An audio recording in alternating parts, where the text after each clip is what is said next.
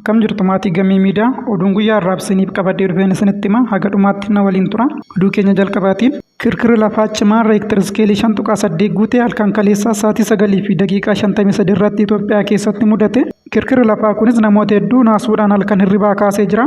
Kirkirri lafaa reektar iskeelii 5.8 galmeessuuf Itoophiyaatti waggoota hedduu booda yeroo jalqabaatiif mudate. Dhimmicha irrattis miidiyaaleen addunyaa irra jiran xiyyeeffannoo itti kennuun gabaasa adda addaa baasaa jiru. Miidiyaan raadiyoo sagalee Ameerikaa yookiin VOS hayyoota waa'ee kirkira lafaa qoratan haasofsiiseetu jira. Kirkirri lafaa kun kan itti fufu taanaan gamoowwan Finfinnee keessa jiran illee dandamatanii kirkira lafaa kanarraa hafumoo ni diigamu laati. Qorattoonni dhimma kanarratti waan jedhan gabaasa bal'aa dhageessu. Haga dhumaatti na waliin tura. Warri chaanaalii kanaaf haaraa taatan immoo laayik, sheer, sabskiraayib gochuu hin dagatina. Chaanaalii kanarratti odeeffannoowwan dhugaa ta'an kan biyya keessaaf kan biyya alaa guyyaa guyyaadhaan argattu. Kanaafuu chaanaalii kana sabskiraayib gochuudhaan mallattoo bilbila fuuldura jirtullee tuquudhaan guyyaa guyyaadhaan odeeffannoo yeroo gadhiisnutti noottifikeeshiniin akkasiin qaqqabu gochuu hin dagatina.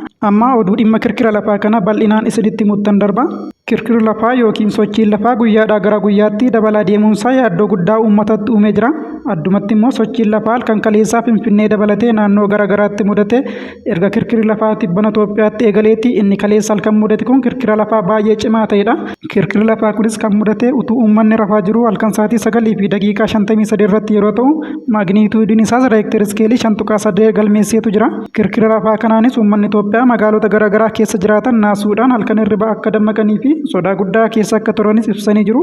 Battaluma kirkirri lafaa kun mudatetti miidiyaaleen gurguddoo addunyaa irra jiranis kirkira lafaa kaleessa galgalaa gabaasu eegalanii jiru. Dhaabbanni Voolkaanoo Diskaverii gama isaatiin Itoophiyaan kirkira lafaa cimaa waggootaaf argitee hin beekne argitee jirti jedhee ibsa baasee jira. Halkan sa'aatii 9:53 irratti kirkirri lafaa reektar iskeelii 5.8 erga mudateen booda irra deebiin gara ganamaa immoo naannoo sa'aatii 11 walakkaa irratti kirkirri lafaa reektar iskeelii 5.1 galmeessise mudateetu jira. Kirkirri lafaa Itoophiyaatti yeroodhaa gara yerootti dabalaa jiru kunis xiyyeeffannoo miidiyaalee addunyaa kan harkisaa jiru yeroo ta'u dhimmicha irratti gamoowwan Finfinnee keessa jiran kirkira lafaa kana dandamatanii irraa hafuu ni danda'u moo hin danda'an kan jedhu irratti raadiyoon sagalee Ameerikaa yookiin VON barsiisaa siivil injineeringii yuunivarsiitii Finfinnee kan ta'an Dr. Isaayyaas Gabra Yohaannis haasofsiisanii jiru. Dr. Isaayyaasis gama isaaniitiin diizaayinii ijaarsaa irratti koodiin kirkira lafaa akka jiru ibsanii koodiin kunis Itoophiyaa keessatti yeroo jalqabaaf kan ba'e bara 1976dha.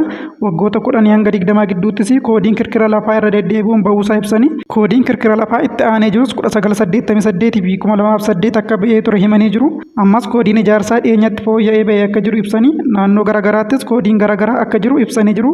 Akka Dr. Isaayyaas jedhanitti koodiiwwan ijaarsaa kun haa jiraatanillee malee koodiiwwan ba'an kana hojiirra oolchanii ijaarsa irratti itti fayyadamuu irratti hanqinni guddaan akka jiru ibsanii yuunivarsiitii Finfinnee keessatti madaallii diizaayinii ijaarsota garaagaraa irratti yeroo sakatta'insa gaggeessinus yeroo tokko tokko gamoowwan diizaayinii sirrii hin taaniin akka ijaaramanii fi ijaarsa irratti hanqina qulqullinaa cimaa akka qabu arginee jirra jedhanii dubbatanii jiru. Akka yaada Dr. Isaayyaasittis dhimma kanaan wal qabate ijaarsonni tokko tokko kirkira lafaa mitiitii ulfaatiin ofii isaaniiyyuu baachuun itti ulfaatee jigaa jiru.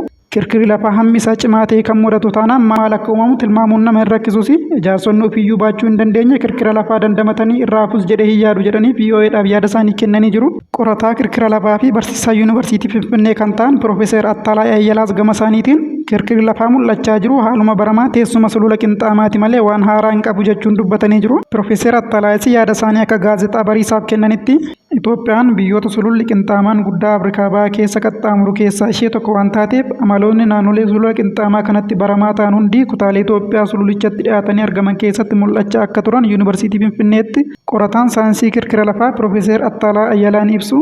Amaloota naannolee sulula kanaatti baraman keessaa isaan gurguddoon immoo dho'iinsa voolkaanoo fi kirkira lafaa akka ta'e kan himan Piroofeesar Attalaa.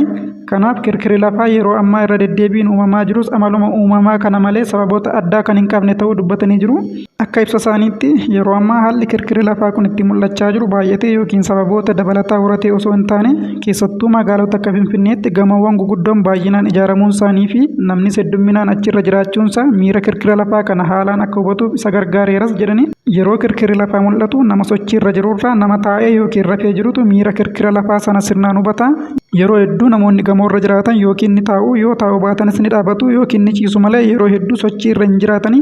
Kanaafuu namoonni gamoorra jiraatan kirkira lafaa kana salphaatti hubachuu danda'us jedhanii jiru. Kanaafuu haalota akkanaa kanatu miira kirkira lafaa kana sirnaan akka hubatuuf nama gargaareeti malee kirkirri lafaa bifa kanaan dura hin baramneen yeroo ammaa kana haaraan biyyattiitti mul'achaa jiru tokkollee hin jiru jedhanii ibsanii jiru. Akka Piroofeesar Attalaa jedhanitti sababni biraan yeroon keessa jirru kun yeroo uummanni baay'inaan teekinooloojii akka marsariitii hawaasaatti fayyadamaa jirutti waan ta'eef nama 100 keessaa miirri kirkira lafaa kanaa namni tokko qofaanis yoo hubate namoota hafaniif karaalee marsariitii hawaasaa kanaa waan dabarsuuf dhimmichi nama hunda biratti ajandaa ta'uu danda'es jedhu. Marsariitii hawaasaa kanarratti oduun kirkira lafaa kana ijaarsiidha guddichaatiin wal qabsiisuuf taasifamus kijiba dhugaarraa fagaate ta'uu hawaasni hubachuu akka qabu Piroofeesar Attalaa hubachiisanii Itoophiyaatti keessumaa naannoo Affaaritti yeroo dhiyoo as kirkirri lafaa irra deddeebiin mudachaa jiraachuu fi Finfinnee fi magaalota kaanittis dhagahamuunsaa gabaafamaa jiraachuun ni yaadatama.